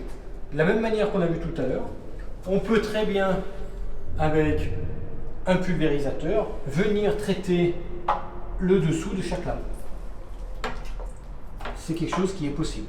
Donc on peut le faire une par une, ou on peut le faire, on a le bras qui est assez long, donc on pourrait faire 4 ou 5 lames à la fois, on peut le faire. Ou alors, on peut le faire comme ça, de cette manière-là, tourner notre planche et venir le faire. Ça, c'est quelque chose qui est possible. C'est pas indispensable, ça peut être intéressant de le faire, mais voilà, c'est pas indispensable. Donc pour le traitement, on a la possibilité de le faire avec la lame à l'envers, et on badigeonne comme ça. Hop. Une fois que c'est fait, je retourne ma planche, je viens la faire plaquer, et je mets des vis. Alors, comme je disais, je vais mettre des vis pour pouvoir démonter mon plancher plus facilement.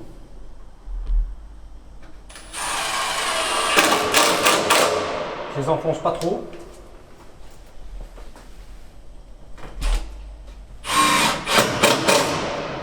Et on visse aux deux extrémités et à chaque poutre. Et on continue ainsi de suite. En temps normal, sur un plancher, j'essaye de venir faire buter ma planche contre le seuil.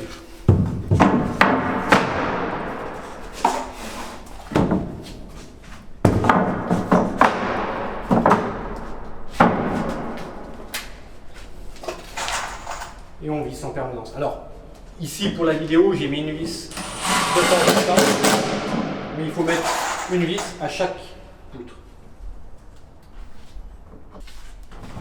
Quand on arrive à l'extrémité, il faut qu'on mesure pour découper la planche. 10,5.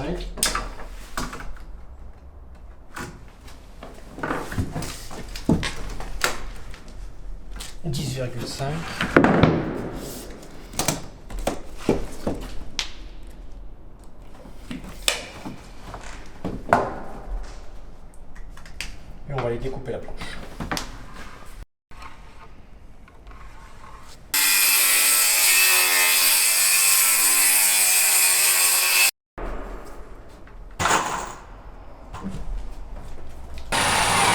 Là.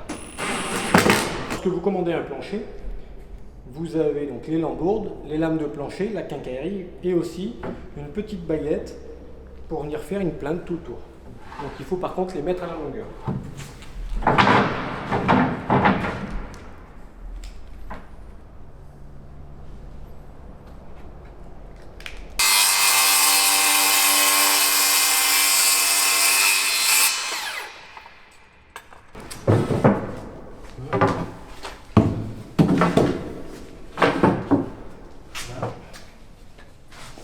Ensuite,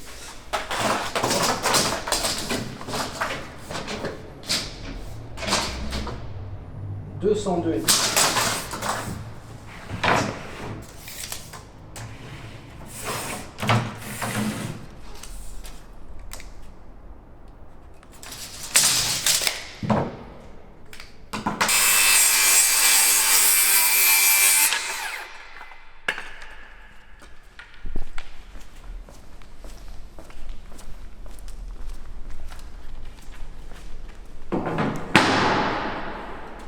Donc on peut les poser soit à plat, soit en l'air, comme on veut.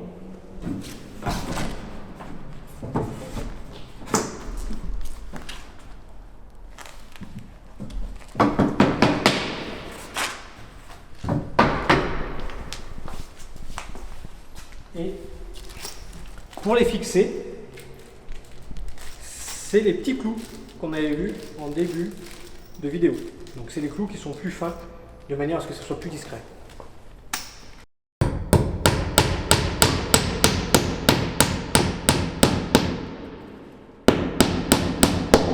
Maintenant, quand on a terminé le plancher, il nous reste les couvre-joints du cadre de porte.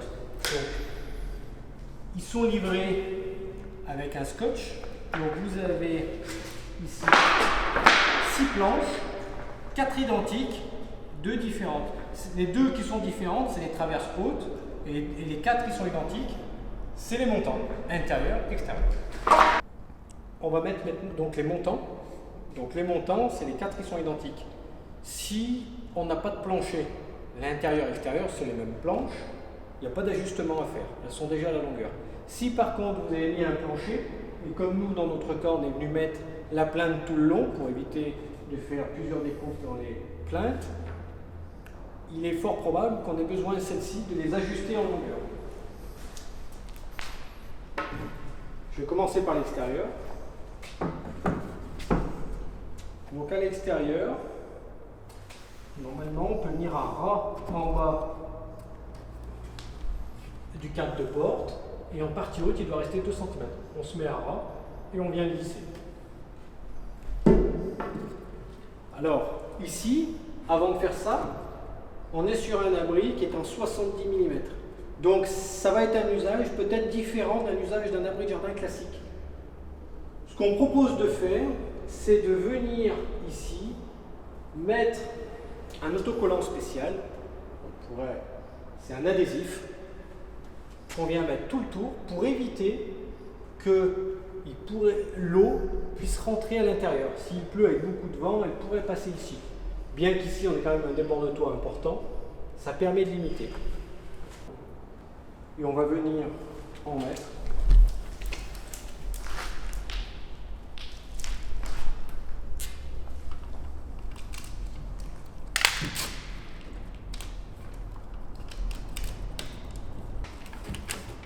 Il faut essayer de venir remplir les chanfreins, sinon ça n'a pas trop d'intérêt. Donc esthétiquement ça peut être pas hyper joli, mais le tout, on cherche surtout l'efficacité. Donc en partie haute ici, on va venir boucher ce trou avec notre ruban.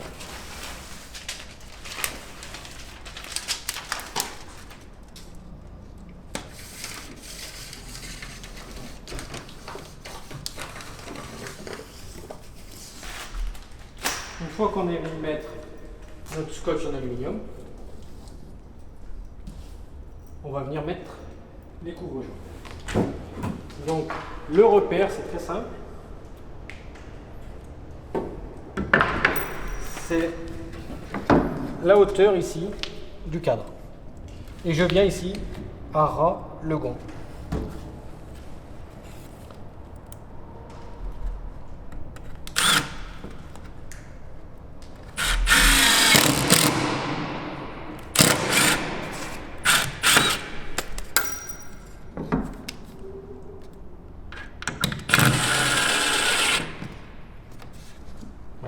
Vous aurez remarqué que je mets la vis de ce côté. Il ne faut surtout pas visser dans le mur, parce que si on visse dans le mur il monte et il descend en fonction de l'humidité. Je peux en mettre une éventuellement en partie basse, mais en partie haute, quand le mur va descendre, cette planche, elle ne va pas bouger. Donc il va falloir absolument visser uniquement le cadre.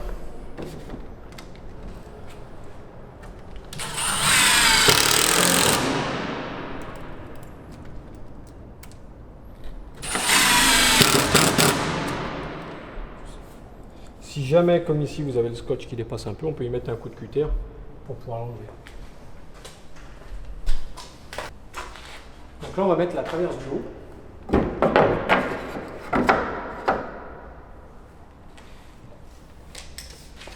L'espace que j'ai ici, 3 cm, je dois avoir le même ici. Donc là, j'ai 25. Il faut avoir le même espace. De la même manière, je viens visser cette planche sur le cadre et non pas sur le mur.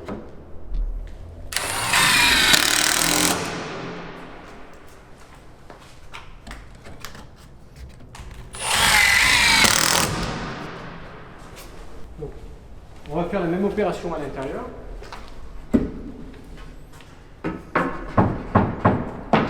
Donc là, on va être obligé de recouper les planches parce que je tombe plus haut. Donc je trace ici pour la simple et bonne raison que j'ai perdu cette hauteur à l'intérieur. Je vais découper mes deux planches.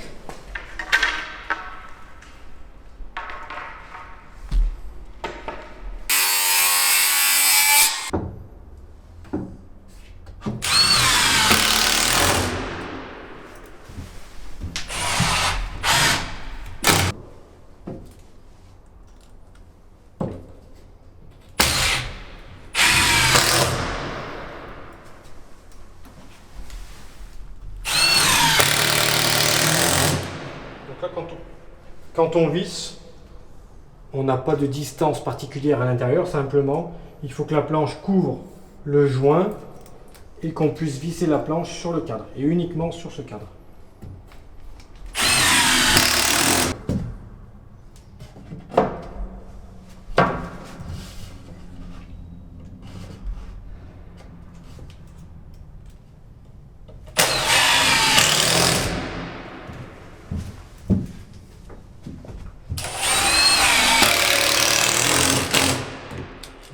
Je mets une vis également au centre.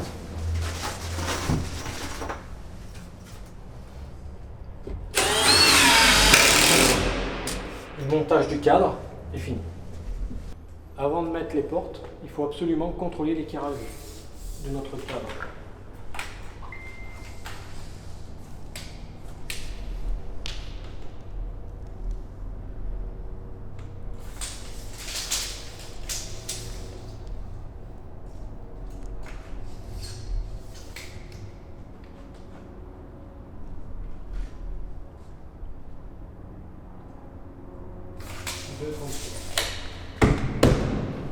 S'il y a besoin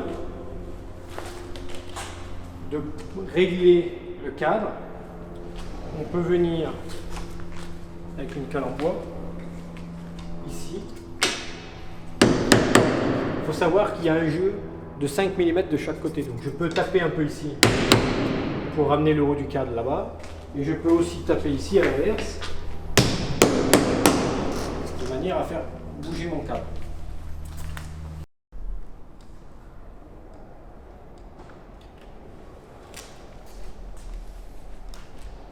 Donc on vient mettre une première porte, contrôle, tout va bien, on va mettre la deuxième. Idéalement, c'est bien les deux pour les portes parce qu'elles sont dans cette qualité-là, elles sont un petit peu lourdes.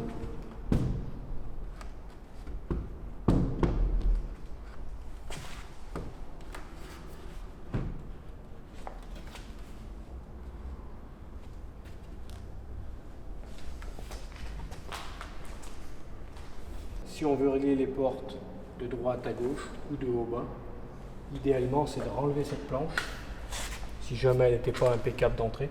Et vous avez accès ici, avec une clé 6 pans, vous avez accès ici pour pouvoir régler les portes.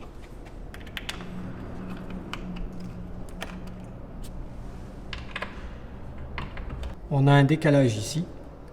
Donc ici, si on veut régler, là, il faut que je dévisse ici ma vis. Et c'est descendu. Et je le fais sur tous.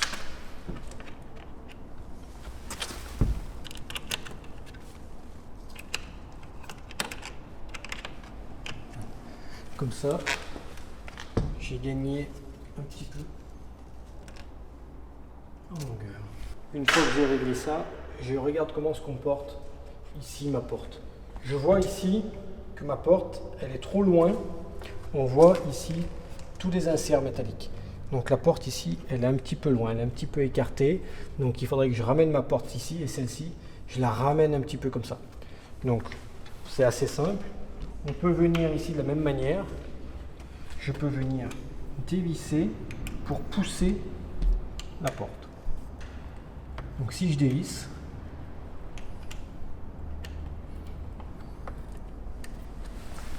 il faut les faire un petit peu par un petit peu.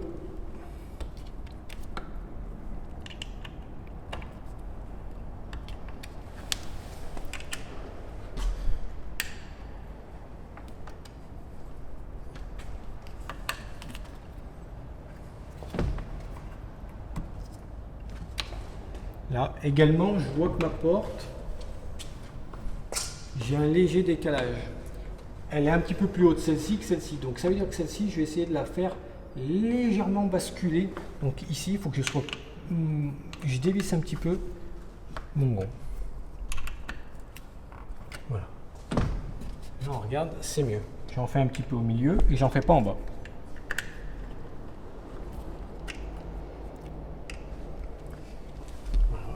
Donc là, j'ai mes deux portes qui sont bien à fleur. Bien.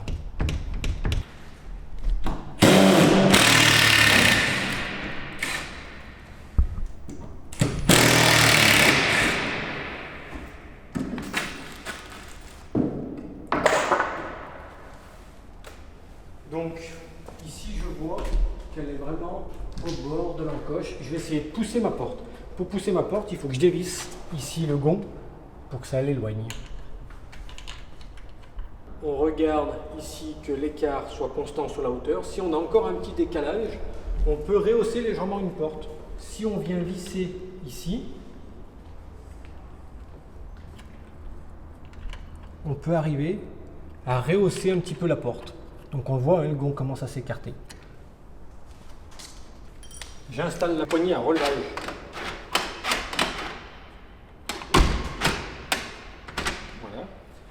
Alors c'est une poignée, c'est plus une poignée un peu comme une menuiserie de maison. C'est pas tout à fait les mêmes poignées que ce qu'on peut avoir sur nos abris de jardin. Donc vous pouvez voir ici qu'on a un système de crémage. On monte, il y a la serrure, c'est une serrure automatique. Hein. Ça monte. Et là vous avez des ergots qui montent et qui descendent. Vous en avez deux en bas, un ici. Par contre, en partie haute, vous remarquerez, en partie haute, il n'y est jamais. Cet ergot, il n'y est jamais. Pour la simple et bonne raison que quand on arrive ici, nos portes, comme on est sur des abris de jardin, sont pas suffisamment hautes, bien qu'elles soient hautes. Hein. Voilà, je mesure 1,80 m, elle est quand même haute. Mais on a un inconvénient, c'est qu'ici, l'insert métallique nous gêne pour avoir un tenon spécial. Donc de ce fait-là, on n'a pas l'ergot qui est ici, sur tous nos abris. Donc une fois qu'on a contrôlé que notre porte ferme bien, elle relève, ça a l'air de fermer, je viens, je monte complètement ma serrure. Dans la serrure de la porte, on a un barillet de qualité avec 3 clés et on a aussi des vis qu'on peut recouper en fonction de l'épaisseur de la porte. On a des vis, alors ces petites vis de 40, c'est pour visser les contours ici. Moi tout à l'heure il restait des vis dans le premier colis, donc je m'en suis servi, et on a aussi des vis en 90 mm que je me suis également servi dans un autre colis, mais vous avez voilà encore une fois des vis ici. premièrement, on vient mettre le barillet.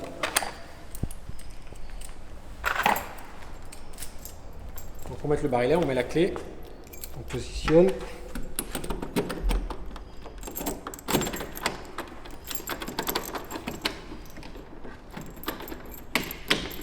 Voilà. Une fois qu'on est bien dans l'axe, on contrôle et on vient mettre ici.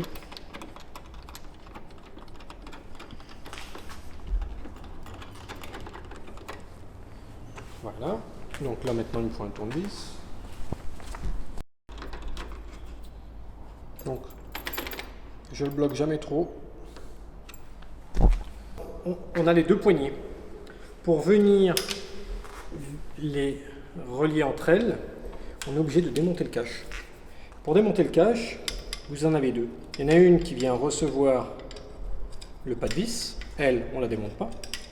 Et elle, par contre, on voit il n'y a pas de pas de vis. Donc c'est elle qu'on va venir démonter. Pour la démonter, c'est très simple. En dessous, on voit une bille. On appuie sur la bille. On tire ici. Et le cache s'est enlevé. J'ai mis le carré ici.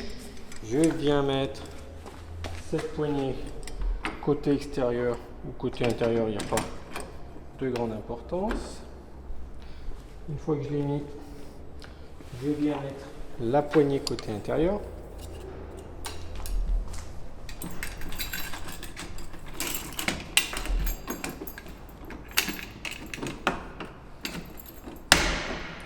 Ici et là, je regarde. Et quand je vais venir mettre ici, je me rends compte que là, le premier sera largement suffisant ici. Donc il va falloir que je coupe. Donc pour couper cette vis, c'est simplement avec une pince coupante. Il y a des traits prédécoupés.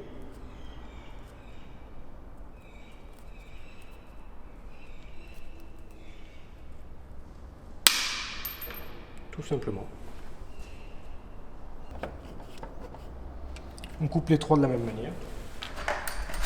Donc cette qualité de menuiserie et de serrure est totalement différente des autres abris de jardin qu'on peut avoir, notamment sur des abris en 44 mm. On n'a pas ce type de serrure. Je viens remettre le cache. Et voilà. Et on a. Donc, je récupère la clé, je la mets à l'extérieur, ici, et je vais faire ma clé, ça ferme parfaitement. Donc ce que je fais maintenant, on a une dernière étape. Il va falloir ici, donc on le voit, en partie haute, on a une pièce, on vient recevoir un élément. Par contre en bas, le trou n'est pas fait. C'est à nous de le créer. Donc il y a deux possibilités. Soit je force un peu, j'ouvre, je force un petit peu et je viens entre guillemets rayer un petit peu le seuil de manière à savoir où je dois percer. Donc je vois ici, je l'ai rayé. Je regarde également la profondeur.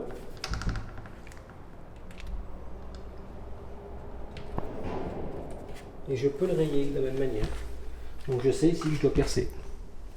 J'ai rayé ici, j'ai rayé là. Il faut que je perce à l'intersection. Avec un diamètre 10 à l'intersection de ce qu'on a vu.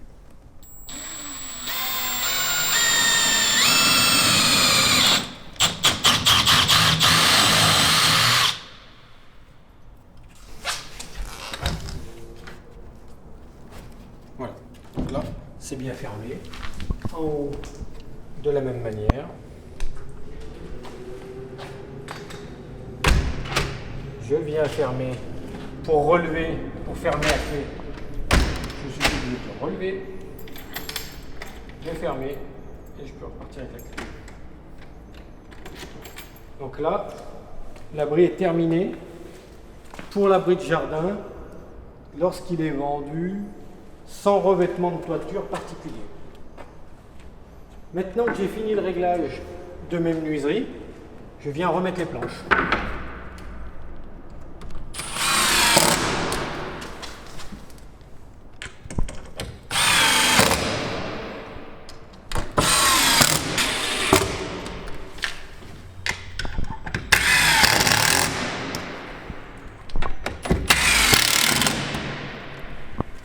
Pour faire un point sur la qualité de la porte, on a vu, il y a un système de crémone qui monte et qui descend.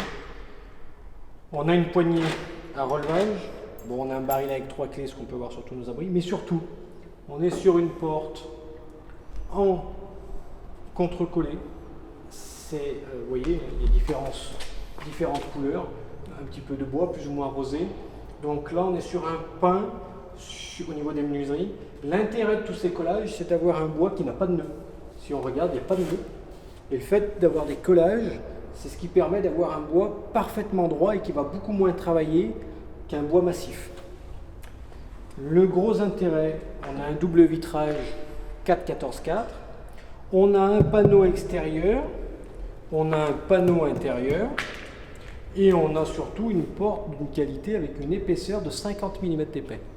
C'est cette qualité-là qui est importante pour que la porte tienne bien dans le temps. On a vu tout à l'heure qu'on avait 2 gonds, 2 axes, un axe fixe et un axe qui permet de visser et dévisser de la même manière ici.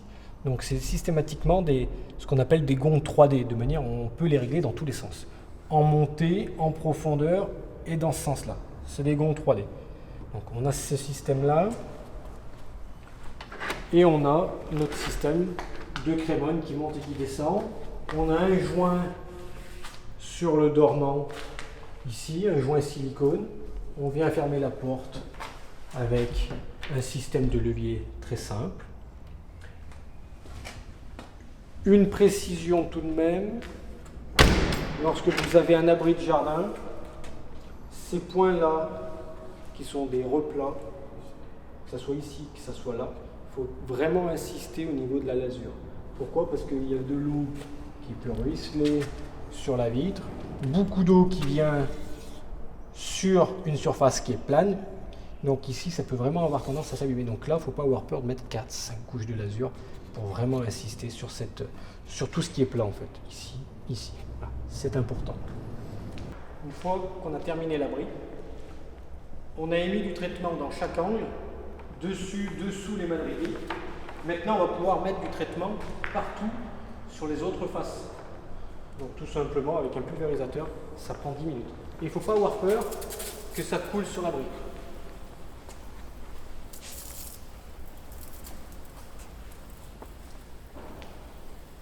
Alors c'est incolore, hein, ça se voit très peu. C'est comme de l'eau. On insiste toujours bien dans les angles.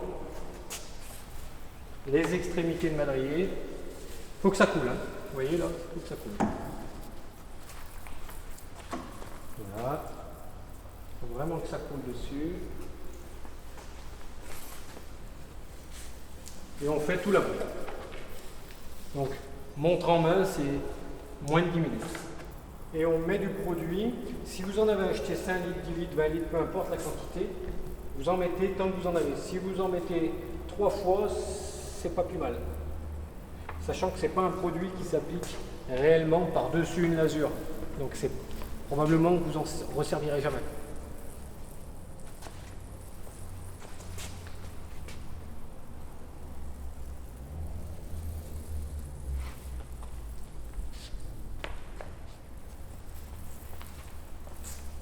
Donc tant que vous en avez, vous faites le tour.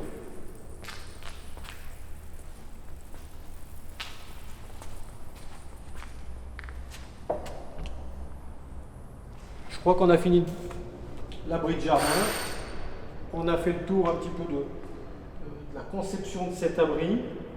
Je vous remercie d'avoir regardé la vidéo et je vous dis à très vite pour une nouvelle vidéo sur un autre abri de jardin.